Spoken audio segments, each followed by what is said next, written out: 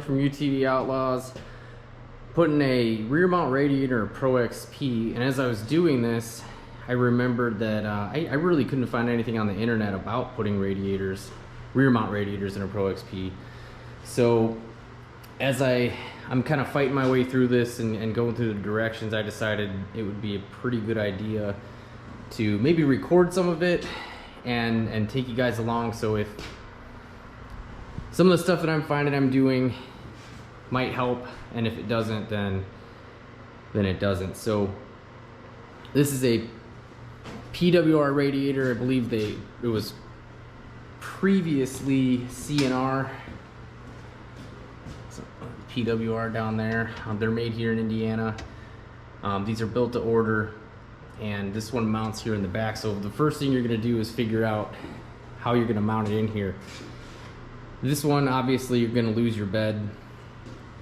These bolts right here just replace factory holes, and then there's two more.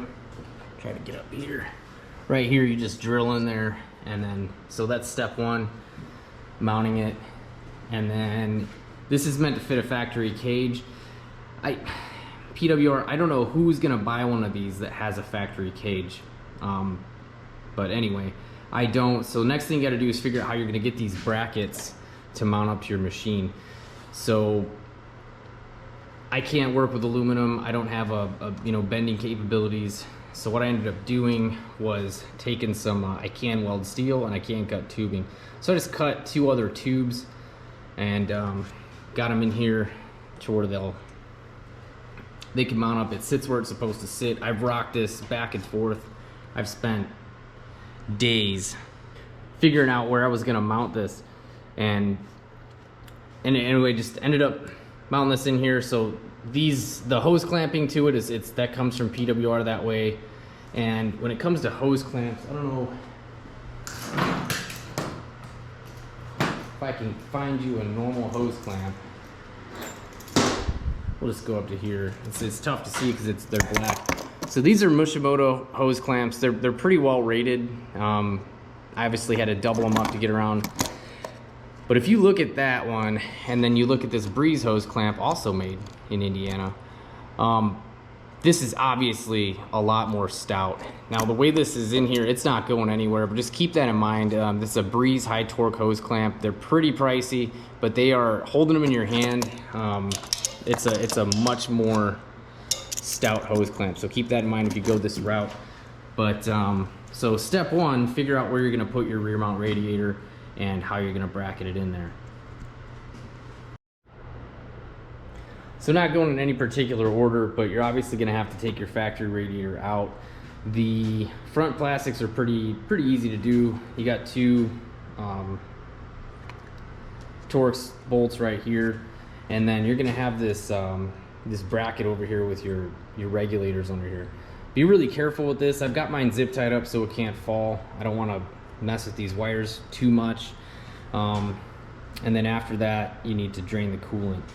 As you drain the coolant, if you're wondering why coolant's not coming out, you only get a half gallon. Pull your vents from your LTR, your factory LTR, and your radiator, and that'll help that out. Obviously, going to the inside of the car, center console's got to come out. And if you want to have fun, stay out of the mud. And then all of the coolant tubing all the way back to here has to come out as well.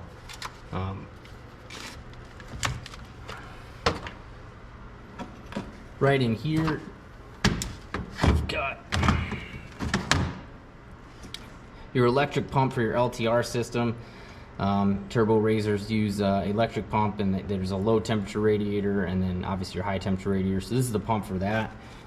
You are gonna take, I'll clear some more stuff out of here, but you're gonna take your low pressure side hose off. That stuff's gonna come off. Your high pressure side hose is gonna stay on, and go to the other side. You don't have to pull your whole skid plate like I did. I've got some other stuff going on underneath here, and like I said, if you want to have fun, stay out of the mud. We've got We got some additional tubing down here that didn't come stock on the Pro XP. Check out our race prep video from UTV Outlaws on what we did there and why we did what we did to kind of brace this thing up. So down here, this is the coolant hose going to your water pump. That's gonna come off, and then that is gonna run. You're gonna use the included hose. Oh my gosh, there we go. And run that guy to the cold side of your rear mount radiator. A little trick we learned with Tim's radiator was you can get some bends and stuff from the hose you're gonna take out of the front of the car. You can kind of borrow that stuff and basically see if the hose that came with the PWR kit is the best, or you can kind of pirate some of the stuff that you're taking off the car. So some things to figure out is, are you gonna use the factory coolant bottle, or are you gonna put your own expansion tank on there? Once you have this radiator on, go to the outside and take a look at it. Once this is on and plumbed up, this becomes the high point of your cooling system. So this radiator comes with caps, unlike the XP Turbo one. So this is a pretty good piece of kit here. A little bit of explanation on what I mean by this being the high point and having radiator caps. So obviously the one in the front is your LTR, the one in the back is your actual radiator. LTR is just for low temperature radiator. That is the radiator that feeds your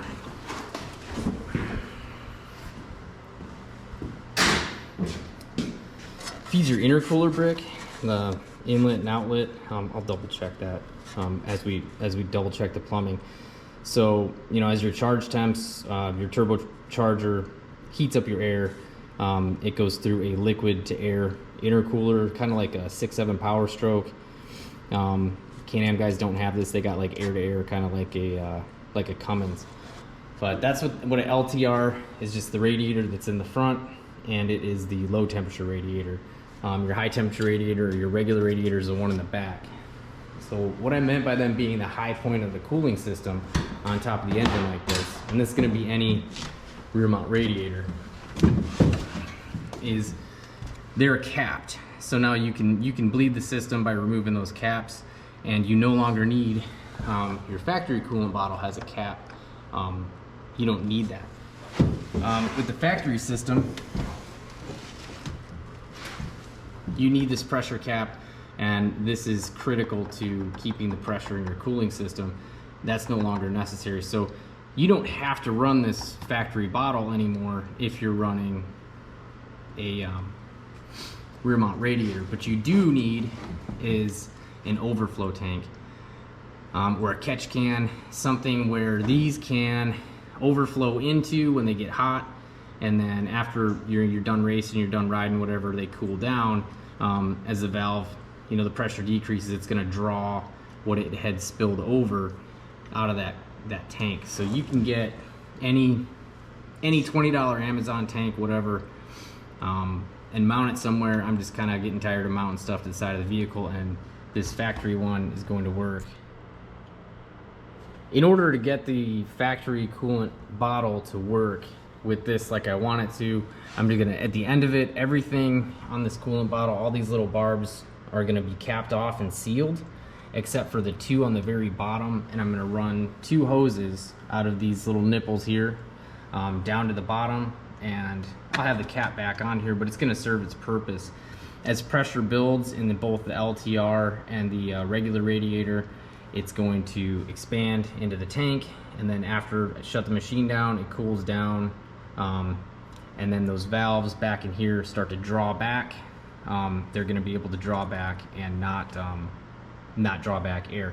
Now you could, in theory, run 2 hoses just kind of down towards the ground somewhere, and it's going to puke a little bit of coolant as you're driving, but then every time you drove, you would need to, you know, fill them back up the next day. So the way I'm going to do this, I'm going to run the factory bottle as a catch can or an overflow tank, and pretty much everything needs to get disconnected from the bottle.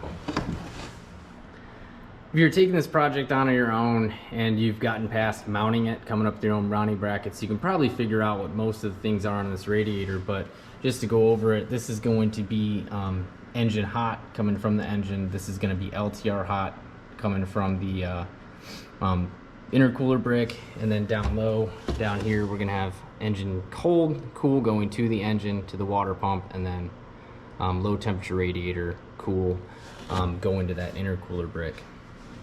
This little guy up here is a it's for the hose that comes off the there's a bleeder hose in the head of the Pro XP. It's one of the really cool things about the Pro XP versus previous models, and that's one of the things that allows it to bleed itself just by running with the cap off. So if I can find it, right down here we've got a that's just to, it allows air to escape from the head, and currently it runs to this bottle here, and it's got some extra parts that I'm probably going to pirate to help with something else, but it comes here, it's going to get disconnected. We're going to run that guy all the way up to that little black nipple on the top that I was just talking about.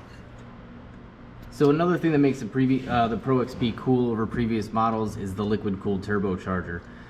It's going to complicate this just a little bit. So down here we've got a hose. It Y's with the feed for the oil cooler, and it goes up into the turbocharger and cools the turbocharger. We're not going to mess with that, but up top, way back here, right here, is the hose coming from the turbocharger, and that's going to be hot, and it runs up and into the coolant bottle. If I can get that in frame here.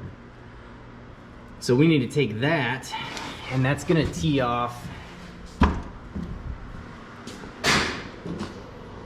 with this piece, and in the instructions they want it to go into the cool side, running into the engine. I called C&R today and explained that I looked up the coolant flow of Pro XP, like that's hot coolant.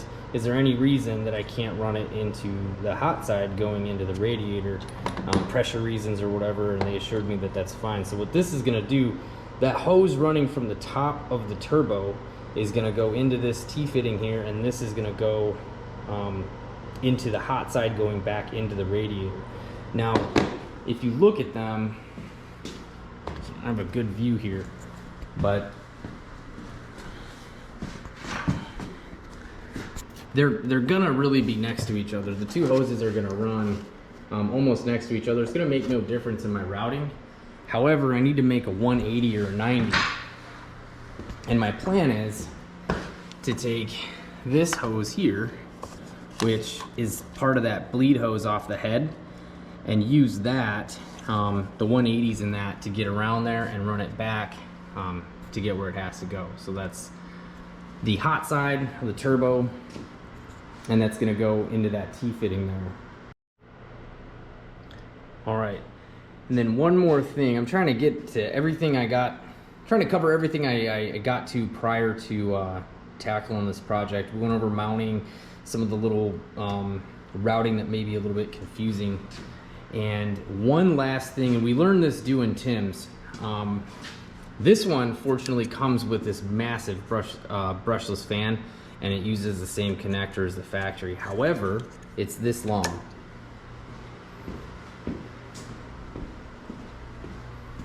The factory connection is back here. Actually, that's not it. It's somewhere. There it is. So it's this guy. Now, I called PWR about this. What they sent was a kit to hook up a temperature activated switch to the fan and wire that down to the battery. So you would, if you wanted to use that switch, it's kind of a cool idea because it's going to be activated based on the temperature of the radiator. You're going to take this plug out and put that switch in there. The problem is when you come to the front of the car, and we went through this with Tim's car, when this is unplugged, it throws a code on the ECM. You have a check engine light. So what I'm going to do is make my own cable like Tim did. So you can get these adapters, the connector kit, on Amazon. They're 25 bucks a piece, but to not have my check engine light on, I think it's a small price to pay. I've got a whole bunch of heat treating tubing. I'm gonna go crazy on making a wiring harness. And then I found this. This might reach, and if it doesn't, this is 10 gauge wire, in case you're wondering. I'm a little bit nervous about skimping on wire gauge. So I bought, I've got 10 foot of red, 10 foot of black, 10 gauge wire, and you're gonna want to consider that. Unless you know a way to turn that check engine light off, which we couldn't figure out. So I'm gonna run it. It's gonna be just the same as the tune, fan on, fan off, according to what the ECM tune has, rather than using their temperature switch. Okay, so what I meant earlier about pirating hoses, I've got this is a piece of LTR hose that was coming from the coolant bottle, going down. Still can't really see that 12 volt pump down there that runs the low temperature radiator system to the intercooler brick. So this hose is essentially it's not going back down there. It doesn't need to be used. But I've got a 45 bend there, I've got a 45 bend there, I've got a 90 bend there, a 45, another little bend. So as I pull these hoses off and I'm trying to run my new tubing where it needs to go, you might need some of those bends, and it's a lot easier to find straight barb connectors than it is to find pre-bent hose or 90 to, like you don't want to use like too much PEX because eventually you're going to have some restrictions. So when I started, I said I would pirate some of the hoses to make it work, and that's what I meant by that. I'm gonna have a whole bunch of these by the time I get to plumbing this up. So, all right. Obviously, to do this, you're gonna need to take the center console out. You're gonna want your rear skid plate off. I took all my skid plates off. I got a little adventure going on back there. Hopefully I'll make a video about that. You only need the rearmost skid plate off, and if you get underneath here, you can't really get to those hoses from down here anyway. So what I'm gonna do, because I don't need any of these, again, I can't state this or reiterate this enough. If you want to have fun, stay out of the mud. These are aluminum tubes. They gotta come out. I would have, after taking the center console out, or taking the center console apart, taking this back outside and pressure washed it, but I tried out some bearings, and so needless to say, it's not going anywhere until I get a new hub, new bearing carrier. So what I'm going to do is, hard to see, but there's LTR here, big radiator here. Just take those clamps off, and then that's soft tubing. Take this guy off, there's that guy off, and then this is just a regular T40 Torx. This comes out, there's 3 of them. There's one there covered in mud, one back here covered in mud, and then I'm just gonna cut off wheel these apart until I can take them out. And then again, to avoid taking the seat base off, because I'm pretty lazy, I'm going to razor knife this off here, and then I'm gonna cut the hose, it's hard to see, here as well, and then get that part out. All right, so working on getting this factory tubing out of here. This one came out just fine. So a long screw here, no problems there. This one here, and then this one back here are actually too close because the radius of this fuel tank to get down, and the Torx pick won't fit in there. So I had to break them loose as best I can, and I'm having to wrench them off slowly with an adjustable wrench. They're coming out. It's just slowly but surely. So, all right, front of the car, getting ready to pull the radiator out. Obviously, you got your little vent lines here and here. You got 2 hoses to disconnect, one from the LTR, one from the main radiator. Same thing on the other side, one from the LTR, one from the main radiator. So I'm trying not to disconnect this. This little wire down here runs all the way down to this little sensor here, unplugged it, and it's all taped up, but it's actually got little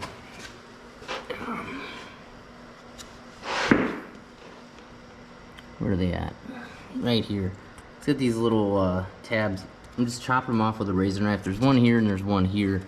So that wire is the only thing holding that in right now. Alright, so I'm slowly cutting my way some of these tubes out, hoses out of the way I don't need. Next step for me is right here is the bleed port from the head, and it previously went to the bottle, and it's gonna go right up here to this little nipple here. So the thing is, I don't like that. So I'm gonna cut that clamp off there, and then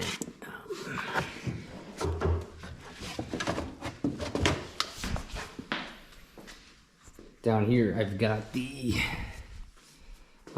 bleed tubing that ran from the bottle all the way up here to the radiators. So I'm just going to use one of those and make a new hose. Alright, once your radiator's out of the way, and pro tip, don't be lazy like me, take your bumper off. If you're wondering why your radiator's not coming out and you got your bumper on, that's probably your problem. Alright, down here there's this little torque screw, there's a band, and then this comes apart, and this is like really open. So that's where I'm at right now.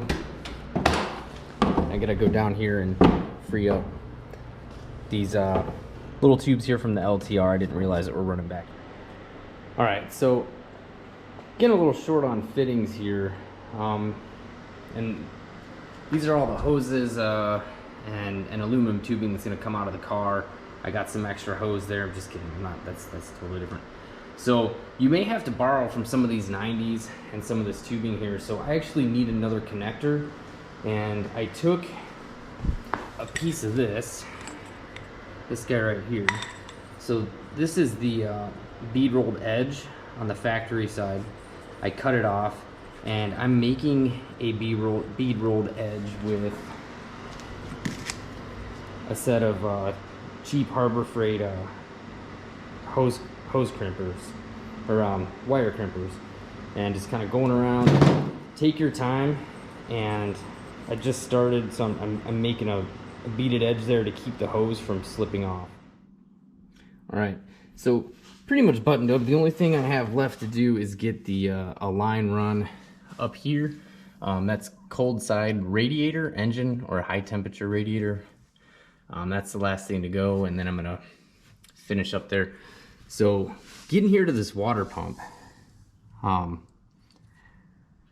So this has a pretty aggressive curve that goes to the left towards the middle to run to the front of the car factory. It goes underneath the motor mount here.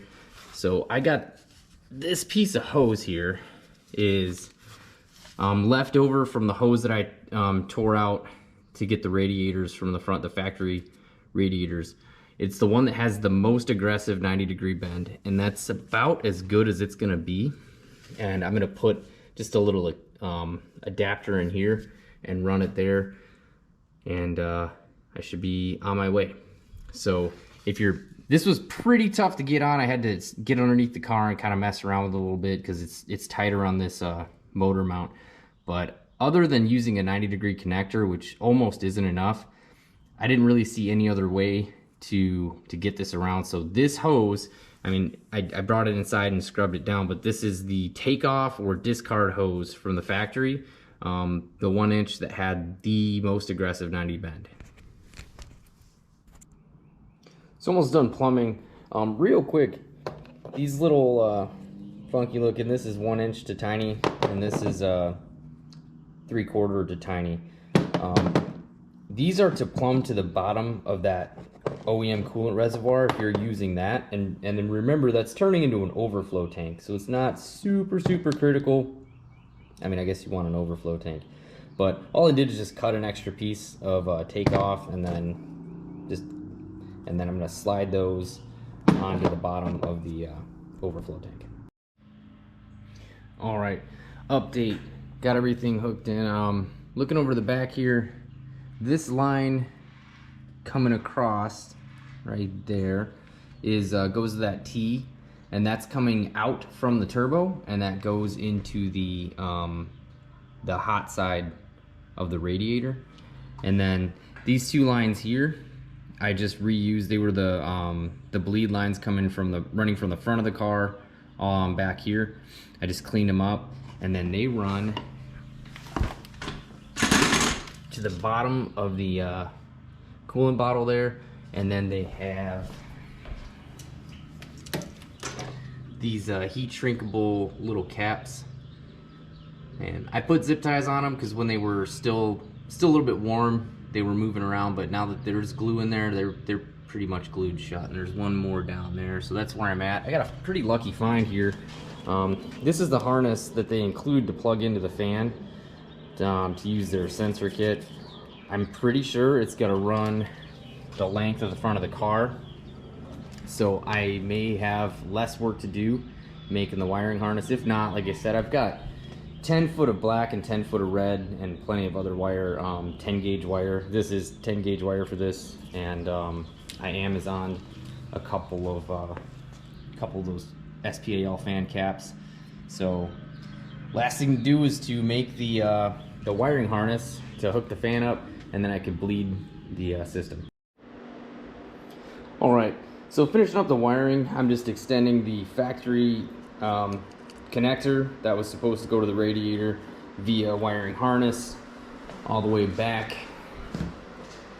to the brushless fan that comes on the radiator here. So I've got 4 wires on here on the factory unit, or the factory harness. There's only 3 wires. So it took me a minute to figure out. I'm not sure about brushless fans or what the purpose of them are, but this is just going to be the white wire. The factory doesn't have that 4th wire. So if you come back here, I ended up running 4 wires in there, but that's fine through that harness. So obviously the ground, your white signal wire, your hot, and then this yellow here, we're not going to use. This is kind of cut all the way flush on the factory fan outside. So I'm guessing this has something to do with controlling fan speed, and I do believe that that's controlled in the ECM with these, but I don't know. What I do know is this is not going to be used, so it's just going to be a 3 wire. So as you're making the harness, I color coded my wires in there to match. I just extended the harness that they included in the kit. So for me, it's going to be white. I'm just going to have an extra yellow wire running from front to back, but no big deal. So yep, all right, so make sure everything works. It did hit 185. The fan did come on, so, and now she's down to 175. She's turning off. But so my harness works. Like I said, there's 4 wires on this fan and 3 on the factory. So the white wire is the one to use. And I figure out what's going on with that clutch, but that's another story. Just looking good. Made a mess trying to bleed it, but all right. So that's my factory radiator. That is 1 race. I had that pressure washed really clean before 1 very muddy race. And so just to kind of close on this, the whys you would want to do a rear mount radiator is for that. The why nots is then you don't get to use your Gemco box. Step 1 is figure out how you're going to mount it, and then plumbing it. So the Pro XP is going to have the most plumbing of any rear mount radiator on any side-by-side. These and the Turbo R, and that's because, like I outlined earlier, you've got a hot line that's going to come from the turbo with the liquid cooled turbo, and you've also got the line coming, the little factory bleed port that's coming up. So you're going to have 2 more lines than anything else, and then the next thing is going to be the XP Turbo. Again, the turbo Polarises are going to have a stack. You'll have the low mount, the low temperature radiator and the high temperature radiator. So, and then after that, if you got Can-Ams or anything else, then you're just looking at pretty much a line in and a line out and some vent lines. my wiring harness worked out pretty well.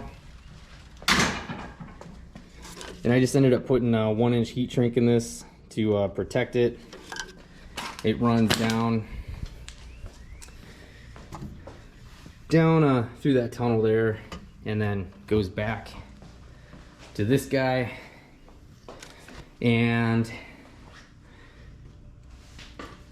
then I've got these two little overflow lines are coming out, and they go just into that factory. I ended up reusing the factory bottle. Another thing to consider before doing a rear mount radiator, or if you do a rear mount radiator, if you see where those lines are, those hot lines going in are right behind where the passenger seat's going to be.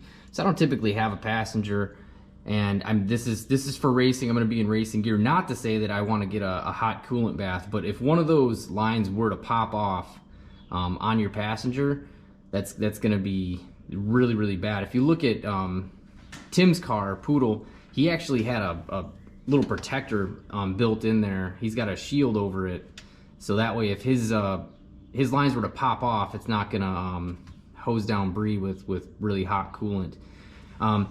So another reason that it would be advantageous to run a rear mount radiator is these are capped.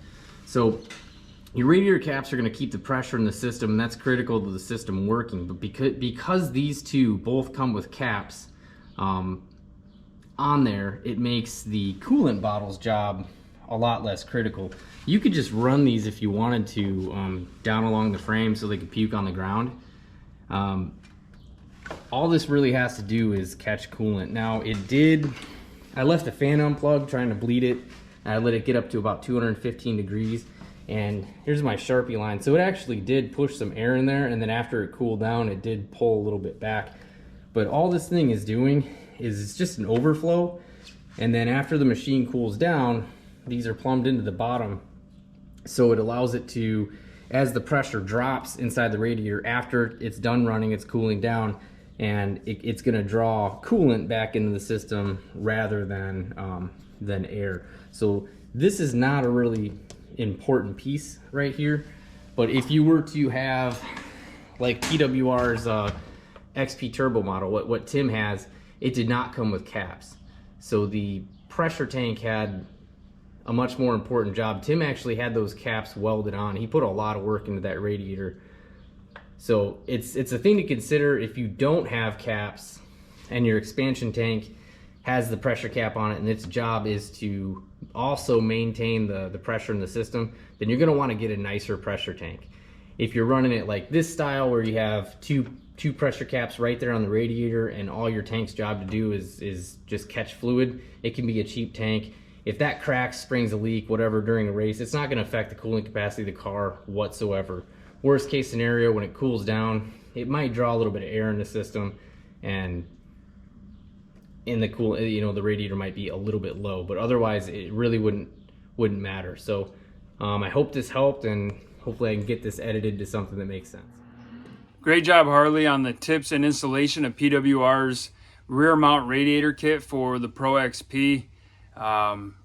Definitely very helpful. As I was going through mine, I was watching this video as I'm doing mine just days before next Trailmaster race. Hopefully I get it done in time. But anyways, if you guys have looked at any information on this kit and installation and everything, there's not much out there. Any videos, anything. So hopefully this helps. Hope you enjoyed it, and hopefully Harley answered any questions that you had in this installation. But I would like to give a reminder, July 1, Badlands Bash, Badlands Offroad Park, Attica, Indiana. We are hosting a drag race over there. Tim and Harley were there last weekend checking out the drag strip. They got it all smoothed out, all that good stuff. So it should be a good time. Once we get there and get set up, we'll get all the names and everything else who's all drag racing. But come on down, have a good time, come drag race with us, hang out with us, and then ride after. And August 9th, Lake County Fairgrounds in Crown Point, Indiana. We'll also be doing a short course race at the fairgrounds over there. So Yeah, keep them dates in mind. Definitely let your friends know if they're in the area or want to travel for it, and come race with us and have a good time. All right, guys. Well, until the next one, be sure to like, share, and subscribe. We appreciate all of you, and we'll catch you later. See ya.